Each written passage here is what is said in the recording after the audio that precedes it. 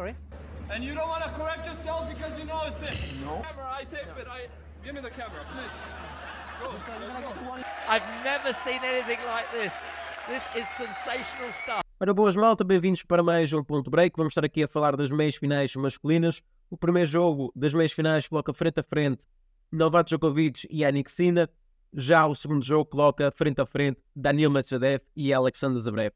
Se vocês acreditam que Novak Djokovic vai vencer uma vez mais o Australian Open, deixem like no vídeo e partimos para análise à primeira partida entre Novak Djokovic e Jannik Sinner.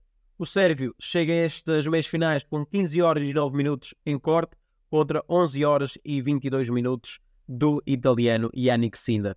Isso poderá ser determinante se tivermos uma partida resolvida no quinto e derradeiro set.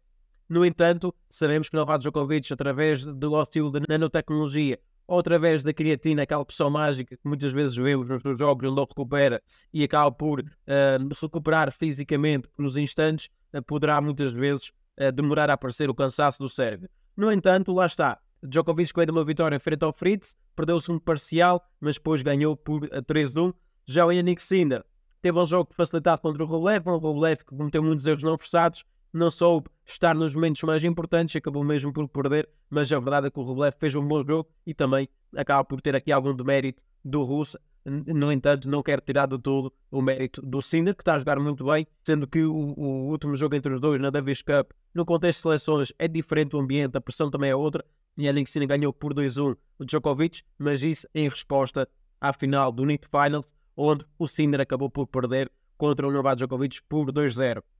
Além disso, já jogaram entre si duas vezes num Grand Slam, meias finais o ano passado em Wimbledon, onde o Sinner acabou por perder por 3-0. Já em 2022, uma vez mais em Wimbledon, defrontaram-se, só que aí o resultado foi muito mais renhido. Novak Djokovic ganhou, mas por 3-2. Olhando aqui para o mercado, percebemos que o mercado está a dar favoritismo a Novak Djokovic, é o campeão em título, tem 700 vitórias em piso rápido, igualou o recorde de Roger Federer.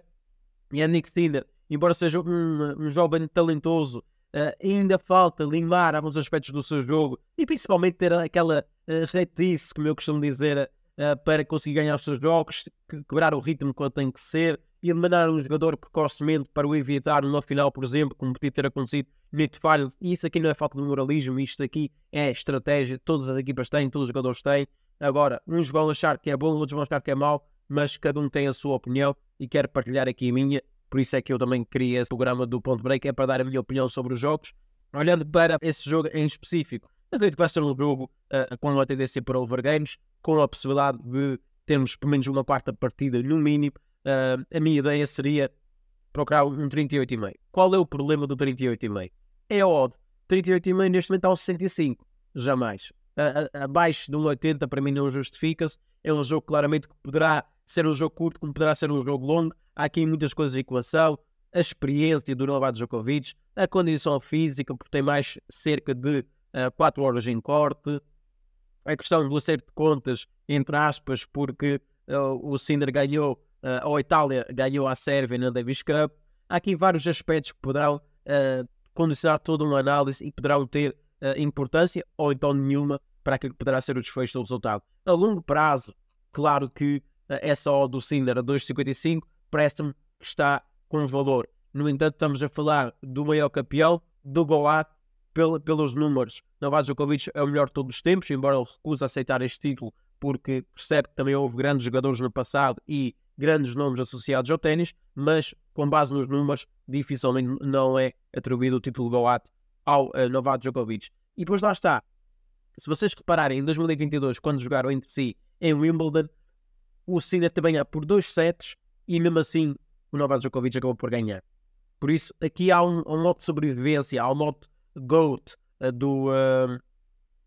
do Djokovic, que nesses jogos ele consegue canalizar toda a energia numa pancada e é um jogador que é um dos melhores returners do circuito, se não o melhor, serve muito bem, é um jogador extremamente completo e lá está, muitas vezes gosta de batalhar com esses jovens talentos e mostrar que lá está, os 36 são os novos 26, como eu costumo dizer muitas vezes, e por isso acredito que vai ser um jogo interessante. Acredito que essa odd do Sinner poderá ter algum valor, mas tem que ser confirmado ao vivo como ele está a conseguir impor a sua estratégia para ganhar ao Sérvio, e lá está, ao vivo também poderá ser interessante abordar o over games, ou, por exemplo, colocar que o Sinner, o handicap mais 2,5 sets do Sinner, sabendo que o Sinner se ganhar um set, a aposta está a ganha.